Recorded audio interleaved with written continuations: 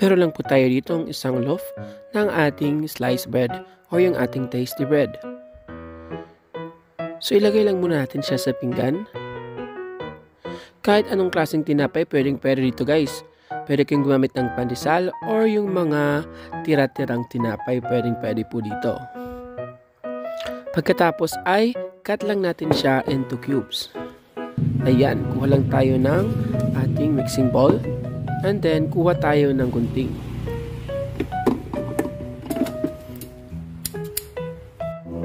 Pagkatapos ay ikakat lang natin siya into cubes. Ayan, nakadepende po sa inyo kung gaano kalalaking cut ang inyong gusto. Pero kailangan na medyo lakihan mo ng konti guys kasi ninipis pa siya pag itinoast natin or ipinan-fry natin siya. Ayan, sabi ko nga kanina guys ay pwede po kayong gumamit ng kahit anong klaseng tinapay.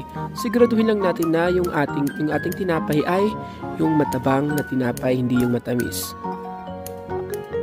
Pwede kayong gumamit dito ng pandesal, pwede din kayong gumamit ng monay, or kahit anong matatabang. Ayan, para po sa ating complete list of ingredients, ay inilalagay po natin yan sa ating description box. Ayan, kung nakasubscribe na po kayo sa ating YouTube channel, 300,000 subscriber na po tayo. Ayan, congrats po sa atin. At sa ating Facebook page, mag-follow na po kayo dahil 11,000 followers na po tayo.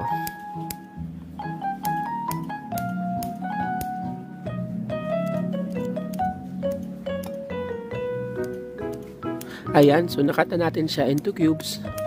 Set aside lang muna natin siya and then on na natin yung ating induction cooker. Pagkatapos maglagay lang po tayo ng ating frying pan.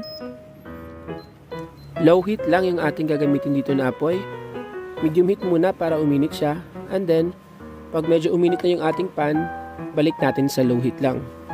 Pagkatapos ibuhos na natin yung ating in-slice na ating tinapay. Pagkatapos continuous stirring lang guys para hindi ito masunog sa ilalim. Ayan, meron po tayong dalawang option sa pag-toast or sa pagluto ng ating tinapay. Una, ito ay ating ipinan-fry ito. Kung wala po kayong oven ay ganitong process na lang ang inyong sundin. Pero kung meron na po kayong oven ay pwede nitong i-bake lang ng 5 minutes guys. Hindi nyo muna gugupitin yung ating sliced bread. I-bake muna natin siya ng 5 minutes. Antayin lang natin na matusta siya ng maigi. Pagkatapos ay gugupitin na natin siya into cubes.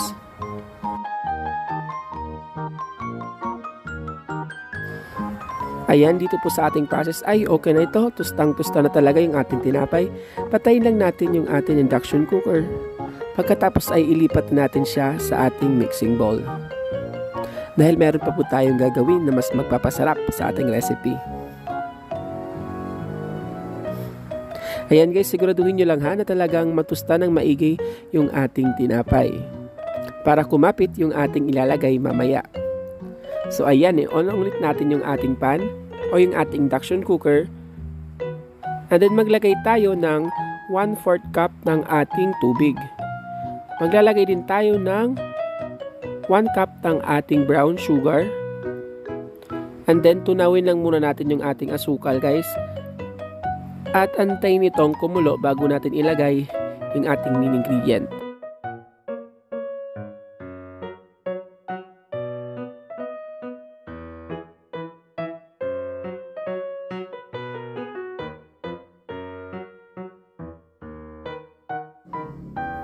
Ayan, kung nakikita nyo ay nagka-caramelize na. Ilalagay na po natin dito ang ating isang sachet ng kape. Kahit anong kape ay pwede dito guys.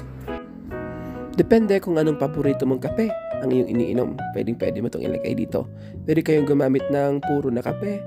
Basta't lagyan nyo lang ng konting cream. Pagkatapos antay lang natin na medyo matunaw yung ating kape na inilagay dito. Press lang natin siya para matunaw siya. And then hinaan na lang natin yung ating apoy para hindi ito masunog. Antay lang natin na medyo mag-caramelize yung ating kape at yung ating sugar.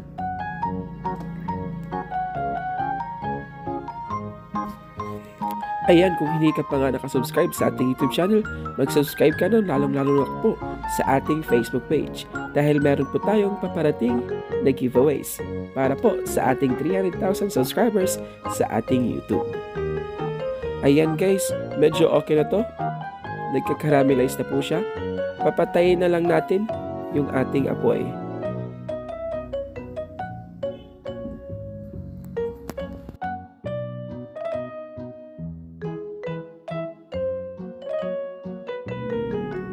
At pagkatapos dito ay ibubuhos na po natin yung ating na-toast na mga tinapay.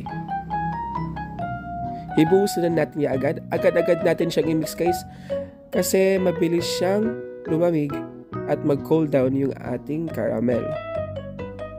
Mix lang natin siya ng maigi. At pagkatapos ay pwede na natin siyang ilipat sa ating mga lalagyan kung magbebenta po tayo. O diba napakasarap talaga at talagang nag-melt or nag-caramelize yung ating nilagay dito na sugar at yung ating kape.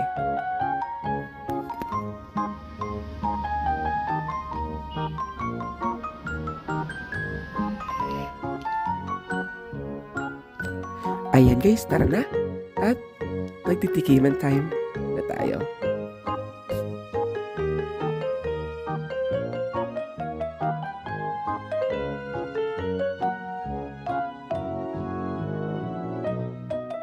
Eto na nga guys ang ating napakasarap na coffee bread popcorn.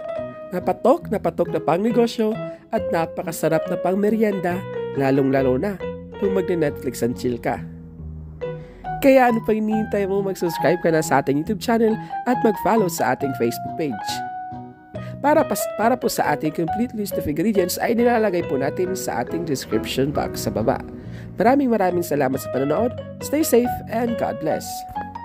See you again on our next video recipe.